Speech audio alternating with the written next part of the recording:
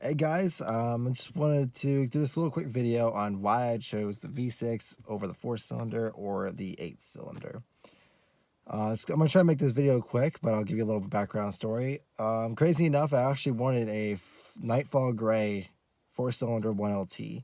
When the car was first announced in 2015, I think it was in May or June when that conference went off, when they showed off this car. And then since then, I was like, I need to buy that car. So what I did is I, saved up all my money over the years. My opinion kind of changed over the time, though. There's a lot of factors that went into changing out on why someone should pick up a 6-cylinder over the 4-cylinder or the 8-cylinder, or why I did. My main reasons, and I'll give you my reasons, and this is things I think about as well. We'll start with why I choose a 6-cylinder over the 4-cylinder. So why did I switch? Well, the reason why I switched was the sound. If you can look it up online, or you can even hear my exhaust clip. Mine has a stock exhaust, no NPP. It's just a standard two pipe exhaust from the stock, and I'll keep it that way until I probably die, or until this car literally is like 20 years old. So when I heard the V6's sound over the 4-cylinder sound, so mind you, I drove a 4-cylinder first. No, I take that back. I drove a 6-cylinder first, and then I drove a 4-cylinder. So the 4-cylinder, it sounded great for a 4-cylinder, but then you just try a V6, and when you hear that V6, it sounds amazing. Stock exhaust, it sounds beautiful, and it took my heart since day one. When I first drove a V6, and then when I drove the 4-cylinder, I was like, oh yeah, this is still great, and it still sounds great for a 4-cylinder, but it's just not loud. You just have to hear it compared to the 4-cylinder. Next up, there's the gas. So yes, the 4-cylinder in hindsight gets better gas mileage. I think it's 31 highway with the automatic, and then 23 in the city, and like 25, 26 combined or something like that. I can't remember. And then this is about 2 down from each of those, and it's like 19 in the city, which is true. This car does not like the city. I will admit that, like, the city driving in this car, this car absolutely hates it. I've only driven city a few times here and there, but otherwise, if you drive a lot of city, the 6-cylinder hates it. Trust me. Highway, this car loves it. City, not so much. In the city, I get about 21 miles to the gallon. If I drive strictly city for like 25 miles, my gas mileage will be like 19, like it stated, or 21. And it bounces around in there. On the highway, I get better gas mileage than what it actually kind of explains. I get usually around 30 on my normal commute, which is about 12 miles. A mile of it's not really city, it's just short back roads, and then you get to the highway, and then the rest of that's all highway, like I said. And it will well, let's just say I get about, the best I've ever got was 36 miles to the gallon, and that was on a road trip for work. And that was from because I live in Ohio. I am planning to move down south in a couple years, but I was going to PA, and that's when I got like an insane gas mileage. So this car really is good on gas. With that 4-cylinder activation mode, it kind of makes a difference. It's just really cruise control it, and you're fine. But either way, the 4-cylinder, it doesn't sound as good. That's one thing that I didn't like. The power, yeah, it has more torque than this vehicle, but it's still not faster than this vehicle without tunes. Which is true, you can tune it, but I don't tune my car because I really love the reliability of my vehicle, and that's another thing too. The 4-cylinder the engine itself isn't as reliable as the 6-cylinder. The 4-cylinder has had problems with pistons blowing. 6-cylinder, it has some issues here and there. I know I've seen, but like it's been rated one of the most reliable engines ever. One of the most reliable engines, I think. I don't remember who made it. I'd have to go back and go look. But that's another thing too, the sound and the difference in gas mileage. So mind you, the 4-cylinder takes premium gas, just like the 8-cylinder. The 6-cylinder is the only one that takes regular gas. And I know people have said that like they can get 34 miles to the gallon on their commutes, 34, almost 40 miles to the gallon. Yes, that is true. That really is true.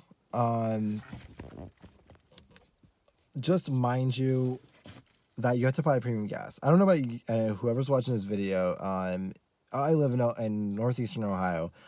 Up here, where I work, there's a speedway nearby, so I always go there. Regular gas, unleaded gas, 87, is usually around $2.19, $2.29 at that gas station.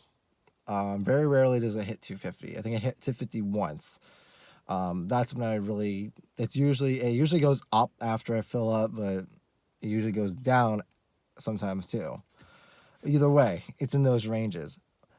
Right now, gas is $2.14, and when you look at premium gas, it's like $2.50. The amount of mileage you save compared to spending on premium gas, it's kind of a no-brainer in a way because you'll be spending more in gas anyways. So that was another big thing. So that's one of the big reasons. I'm kind of repeating myself there. But yeah, that would be the reasons I chose the 600 4-cylinder. And a lot of people I've never really gotten this up here. It's not like, why'd you not choose the V8? Why did you not choose an SS or a ZL1? I can't afford a ZL1, but I can definitely afford an SS if I wanted to. But there's no point. I drive mostly highway, and the cops out here, they can be complete jerks, and I have to use jerks because of YouTube. They can be really, really ignorant, and they will pull you over for doing like 5 or 10 over. I sometimes go 5 over, otherwise I usually stay at the speed limit. Because they really will. They'll pull you over for anything. So me having an SS, that's the reason why. It wouldn't make any sense for me up here. Maybe down in Florida, or like the Carolinas, which is where I plan to move after a couple years.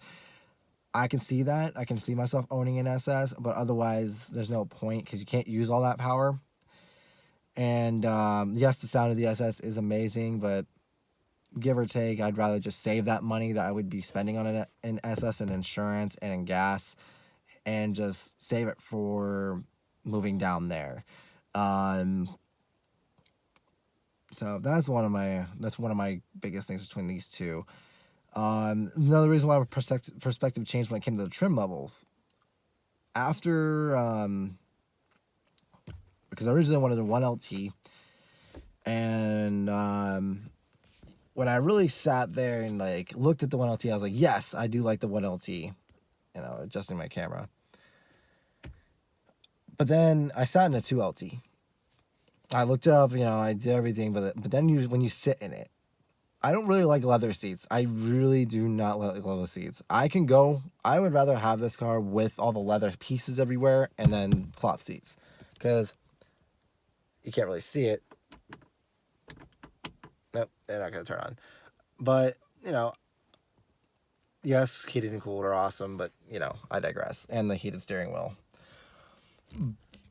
But, and the lighting strips, it's just a nicer interior. I mean, you can get a lot of the stuff added on. But then another thing, too, I wanted the blind spot. You can watch my video about the Camaro visibility issue, which really, to me, I have no issues with this vehicle. I see all around me. I drive in heavy traffic.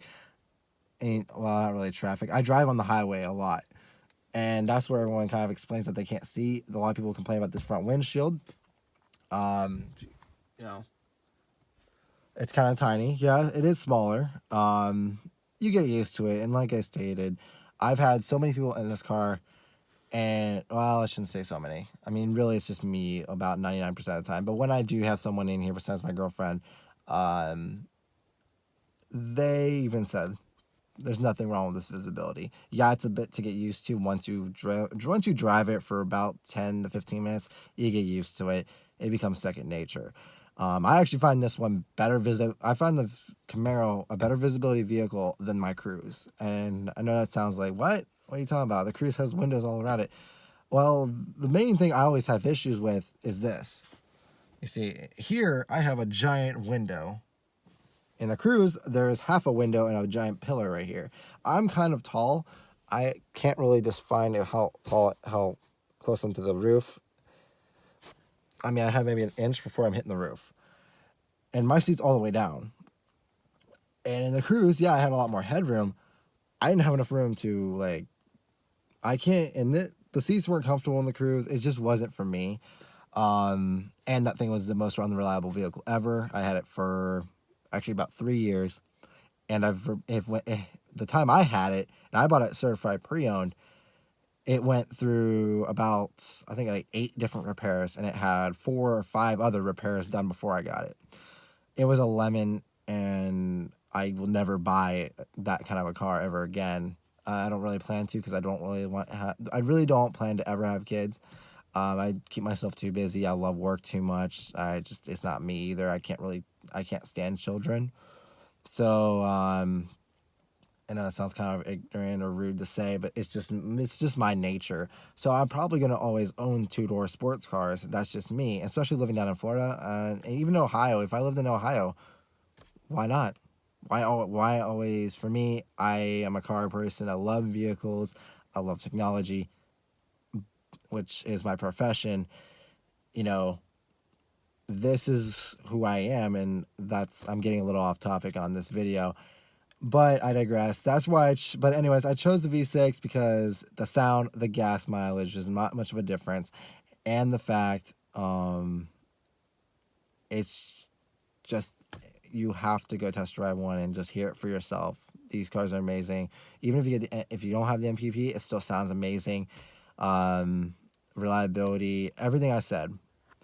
And insurance between the two, by the way, the SS and the V6 make a huge difference in insurance. Well, not from me. It wasn't too big of a difference. It was about $50 more.